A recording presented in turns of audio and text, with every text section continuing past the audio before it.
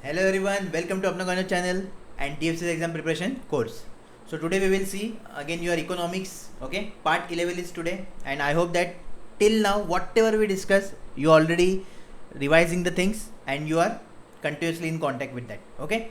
So let's continue our discussion of economics with first topic of today's class is your foreign direct investment, okay, that is your FDI. So full form always we should know, first priority is full form. Okay, now see here we have one diagram. Let's assume this is our India. Okay, this is our India, this is your full globe. Okay, here also we have US, another country US. Now what is the exact meaning of foreign direct investment? So whenever suppose one company is from US and one company is from India, this company of US want to invest in India company. Why? Because this company is growing. Suppose one sector is there, okay, I can say renewable energy sector. So US company is observing that this company is growing continuously, so they want to invest in this company. So we are getting investment from other country, right? We are getting investment from US country because this company is based in US and this country is in our India, right? So that investment is called foreign direct investment. So whenever one foreign company, or I can say multinational corporations, MNCs, right? Because this company is MNC, obviously here also few branches are there in US, and this company of US also have few branches in India. So this is we call MNC, okay, multinational corporation. So whenever multinational corporation invest some amount in one company of another country, then it is called foreign direct investment. Now here there are two types, basically two ways are there they can invest. Like first is less than 10% investment, less than how much, 10%, and second one is obviously what will be the second one, more than 10%. So whenever they invest, any foreign company invest less than 10%, okay, we called it FPI, that is your foreign portfolio investment. Okay, now whenever company is investing less than 10% in any other company, then we can say that company is holding shares of that company. Okay, the one who invest in the company is holding share of that company in which they invest. And if they are investing more than 10%, so they are also getting the right to participate in management discussion, further planning meetings, when they are investing more than 10%, right? So these are the thing you should know. Here as per this example also, see FDI is your inward and outward. What is the meaning of inward and outward? Inward means any foreign company can invest in our country, okay, in our country means in our country's company, and outward means we can also invest in any foreign country's company, like that. So inward means and outward means like this. Okay, now two technical words are there, at least you should know. If they ask, then definitely you should know, that's why. So greenfield investment, and one is your brownfield, okay, brownfield investment. So what is the meaning of greenfield and brownfields? Okay, let us assume, we will take one example, that in renewable energy sector, one company is establishing now. Okay, we are starting one company here that having one project of renewable energy sector, which is growing sector.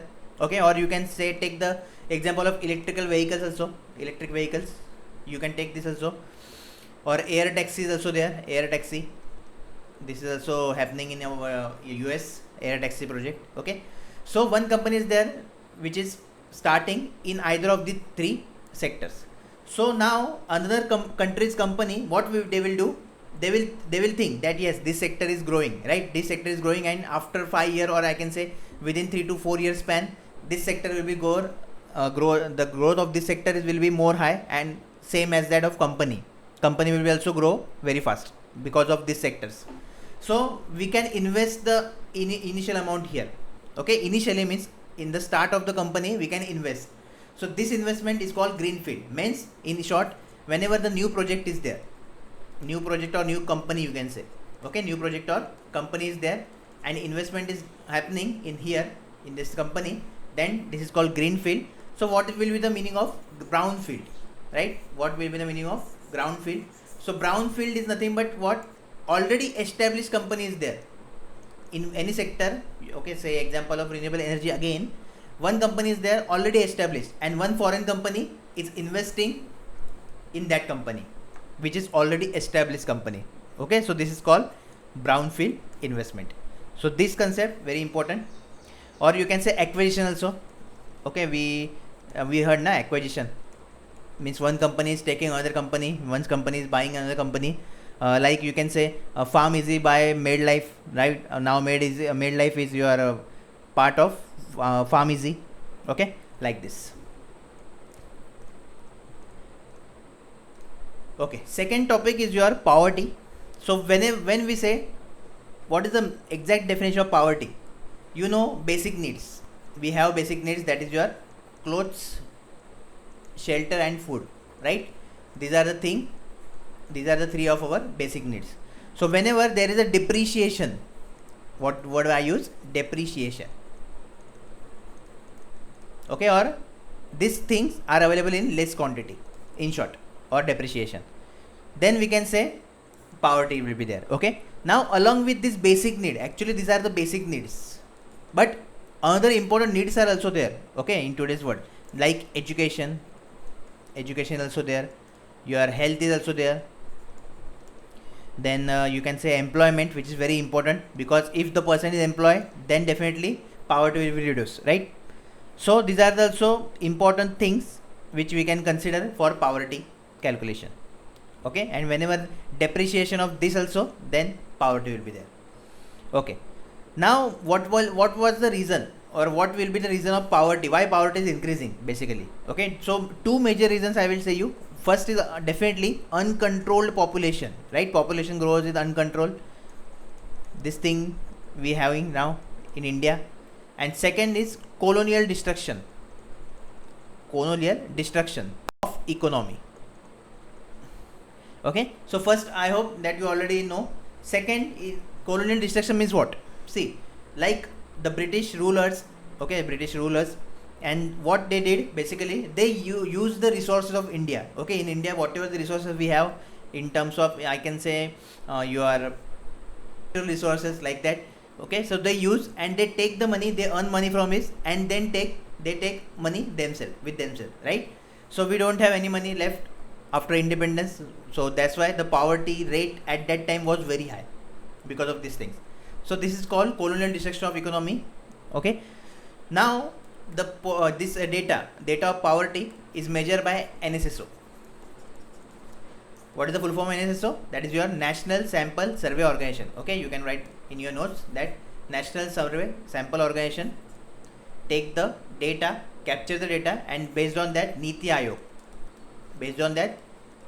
calculate the poverty. Okay, earlier Planning Commission was there, already we discussed the Planning Commission. So earlier Planning Commission used to take, or I can say count poverty, but now Niti Aayog does. Okay, so a separate committee is there to calculate the poverty. So this thing you should know.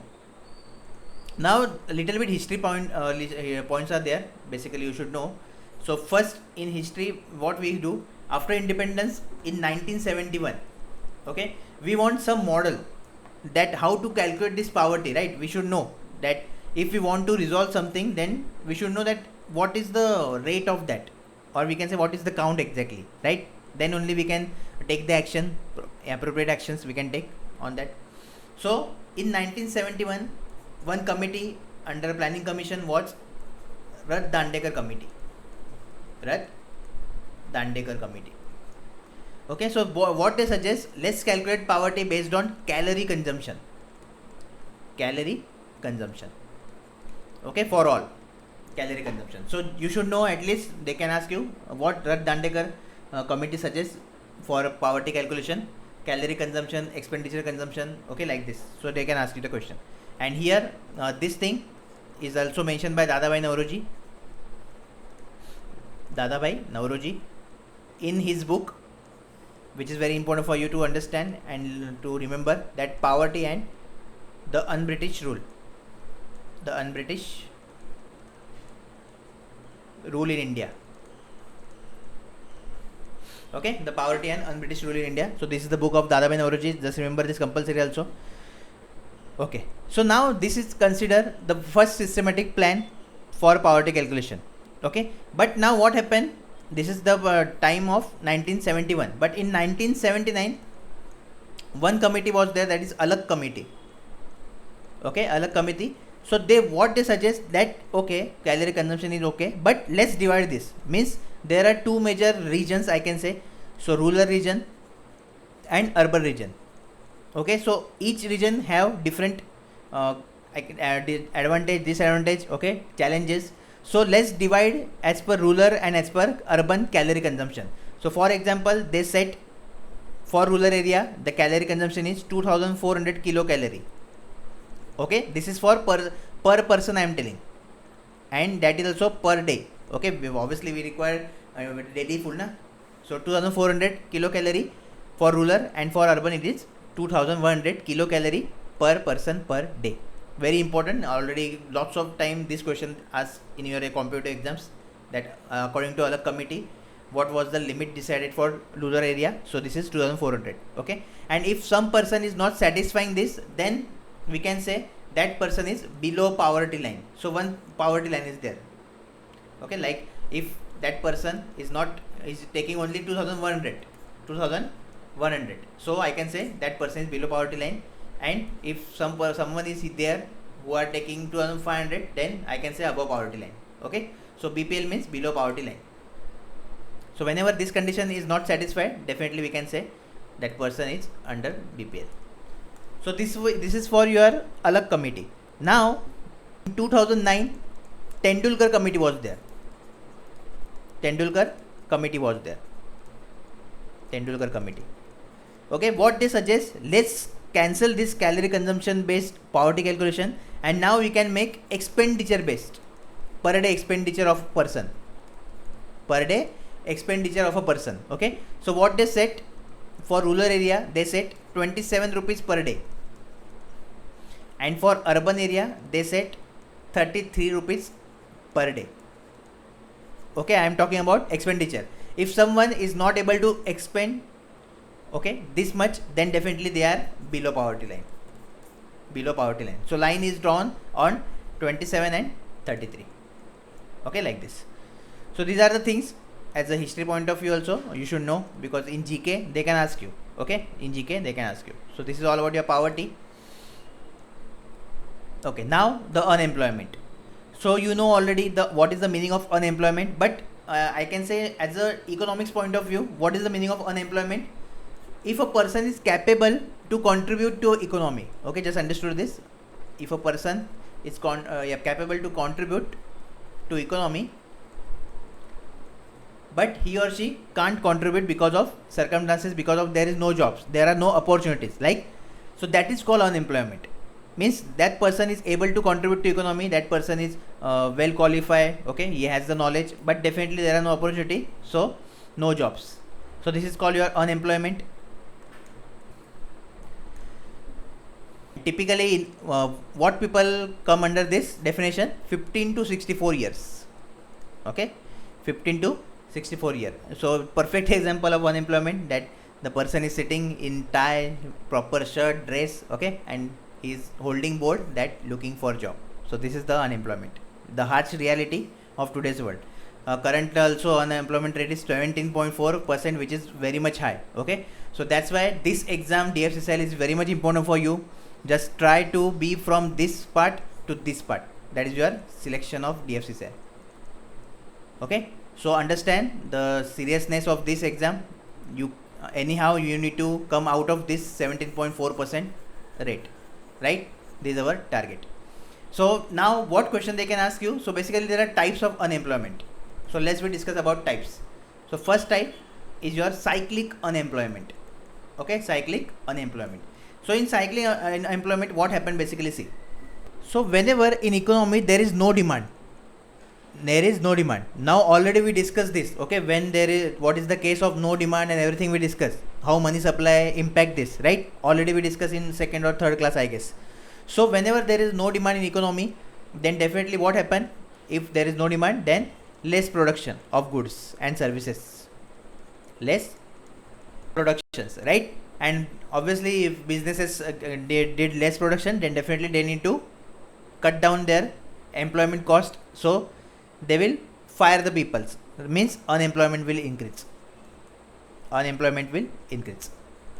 Okay, now so this is cyclic unemployment is for less time, short term, is not for long term, because already we see that how government or RBI will control the things, and again there is a rise in demand, then again more production and people will require. If more production, then obviously people will require, then definitely employment will be there, right? So this is cyclic unemployment for short term duration. Then the second is structural unemployment. The second one is structural unemployment. Okay, now basically the meaning of this is that if one person having old skills, or he or she does not have the knowledge of technology, new technology, right? Like for now I can say example of automation.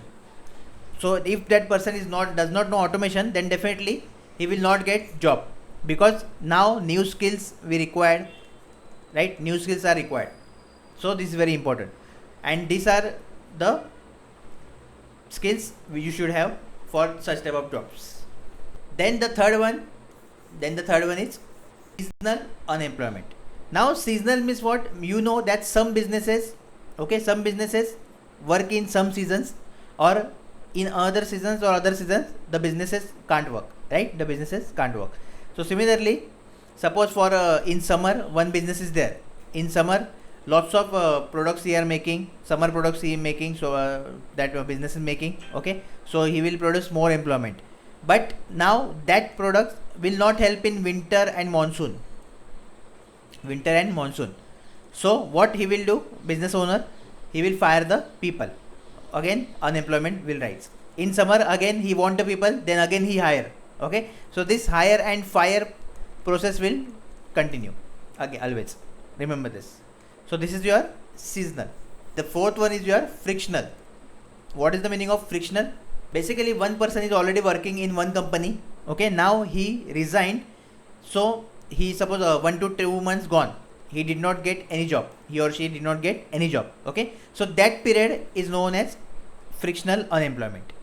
Then after 2 months, suppose that person got the job, then obviously he is employed, okay? But this period is your frictional unemployment, that is transition from one job to another job, okay? So meaning of these four you should know compulsory. Now the next topic is your infrastructure. So you know that infrastructure is very much important for our economy, right? To build our economy, infrastructure is very much important. I can say the foundation of economy.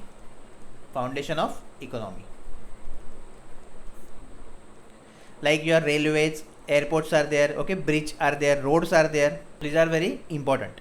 Now you know that there are some special economic zone, okay? In country there are some special economic zones, which is also called SEZ, okay? Which is also called SEZ. So basically in this zone what will happen, that generation of goods and services means higher generation, okay? Then promotion of export.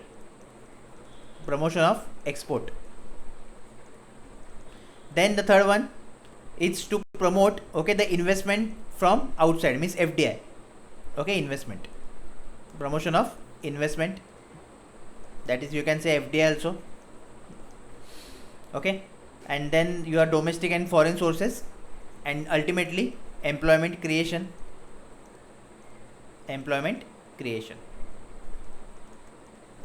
So these are the important objectives of one special economic zones, right?